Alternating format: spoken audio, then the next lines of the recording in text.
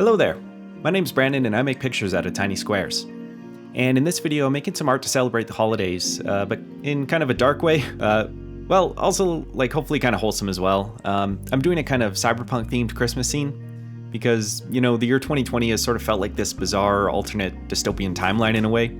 And I think the genre of cyberpunk is the perfect setting to explore the idea of using technology to still interact with family and friends, and still capture some of that joy of the holidays without having to leave your home. So my plan here is to have a guy sitting alone and wired up into a sort of VR style headset rig that's going to be generating holograms of just a couple people and some Christmas decor to kind of feel like a warm holiday dinner. The sprite line work I have sitting there already is from a different cyberpunk piece I made at the start of this year, and I've used it as a reference to ensure that I keep a consistent sizing, since I'm aiming for this to be in the same overall style.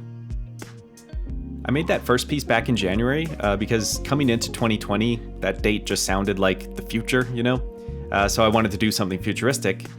And now we're on our way out of this year, kind of doing a similar theme, but for a different reason. So that original artwork was made on a canvas of 270 by 216 pixels. But I wanted the new Christmas one to feel more dramatic and kind of claustrophobic. It's just set in a small room after all. So I started from a canvas of 270 by 135 to give kind of that narrower aspect ratio. And then I filled in a lot of that with black until I found what looked like a good room size for what I had so far. The theme for the detailing in this room is going to be really cold and industrial, with lots of little mechanical details like pipes and panels and random metallic textures, all to give this sort of tech cave kind of vibe. I've pulled the colors from that other artwork. It's this set that goes from light cyan down to a muted purple, and they're just kind of these desaturated, cool colors that'll set the tone for this room just to look dull and cold, which will eventually provide a nice contrast in having some bright and warm hologram images for the cheery Christmas stuff. A lot of the details I'm just improvising as I go along, but the way I'm approaching it is to use the darker tones to kind of pull details out of the initial silhouettes that I laid down. I kind of think of it like shining a flashlight across an object in the darkness, and you know, like maybe you don't catch every single detail or point of reference for how this is all put together, but you kind of get these details that inform the different surface textures and orientations of these mechanical pieces. I've also added a consistent edge highlight to a lot of the pieces just to reinforce those shapes and have them catching a bit of glow from that central lighting. When adding new foreground objects to the scene, I start with the line work to refine the shape along with any prominent details.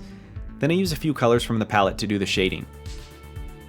A lot of times I'll complete all the line work across the entire piece first before moving on to color, and maybe you've seen that workflow in previous time lapses of mine.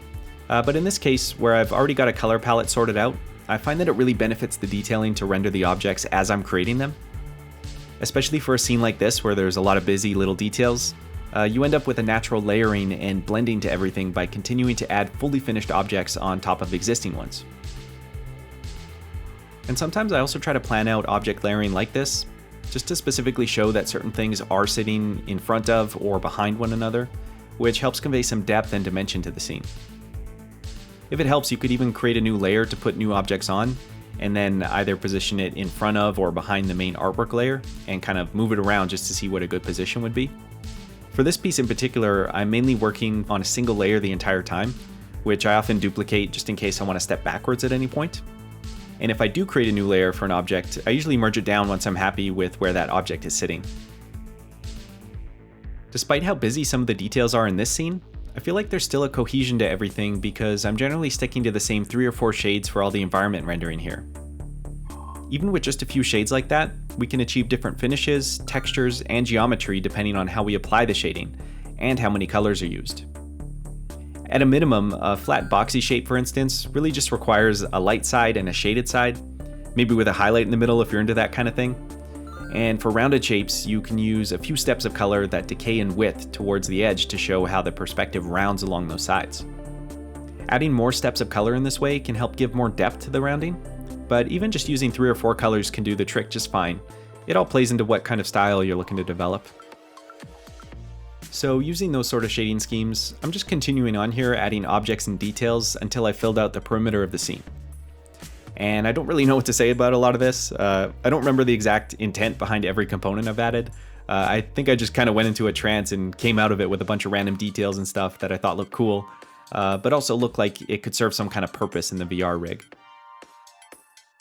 The inspiration for this sort of look mainly comes from late 80s, early 90s cyberpunk anime. In my opinion, that's just such a rich era for some of the best stories and best artwork within this genre, and so it was definitely like tapping into my mental bank for a lot of that imagery. Another influence, though, is Super Metroid, and I don't quite think I thought about this till further along in the artwork, but that game does an amazing job at giving these unique themes to each environment.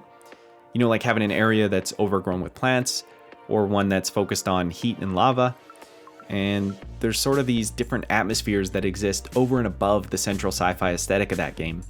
But everything still fits together, and it's just kind of a neat thing to work those different layers of imagery together. Since one of my themes for this piece is Christmas, I tried to infuse a feeling of winter by having the room look really cold, and I did a few final laps around the piece to add some ice and snow for that. I think it's a neat touch and kind of makes this place look like a cryolab in a way. Or maybe it could go with the story of the quarantine, like there's an intense heat wave outside and that's why this guy needs to stay inside and stay cool. Okay, we're getting close to the end, and I just wanted to share a quick comment about some of the animation that I've added to this scene. For a lot of the base sort of idle animation that I create for scenery, I prefer to build it out on a total of a 24 frame timeline. It just works out nicely mathematically, because you can divide 24 into many numbers, so if you're going to create smaller loops within the scene, it gives you a lot of options for everything to sync up by the end and create a seamless looping animation. So these blinking lights, for example, there's only 3 unique frames, and they'll loop a total of 8 complete cycles within that total frame count of 24. The fog rolling across in the background is a repeating tile that's 24 pixels wide, so it moves over by 1 pixel every frame, and by the time it reaches 24 frames, we're seamlessly back to the starting position. So when I'm designing the animation for a particular object, I'll start by picking one of those multiples, and then animate according to the math required for it to create a seamless loop. Of course, some things don't have to constantly be in motion, like some of the pistons here are just firing at random times, in which case you don't have to worry as much about the math and you can just kind of freestyle the timing within your total frame count. And the final touch is of course to add the hologram graphics. I'm just going to show a little bit because I want it to be a surprise, but the basic idea is that I'm choosing some bright and saturated colors to draw the main hologram object. Then on a new layer below that, I outline the hologram using the same color, but I drop the opacity down to 30%. It's a pretty basic glow effect, but it's clean and I think it works for the style here. So anyway, let's go ahead and take a look at the final artwork. So here's Cyberpunk Christmas.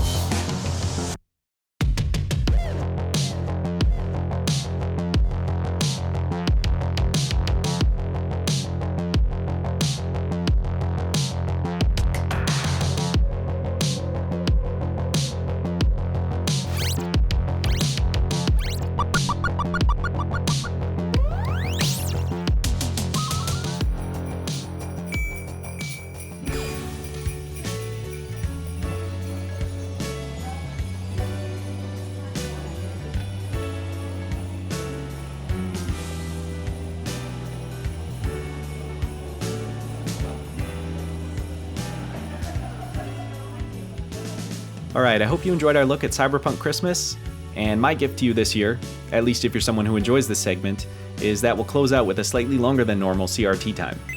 So sit back and enjoy the glow. Thank you for watching, and take care and keep it square. And happy holidays!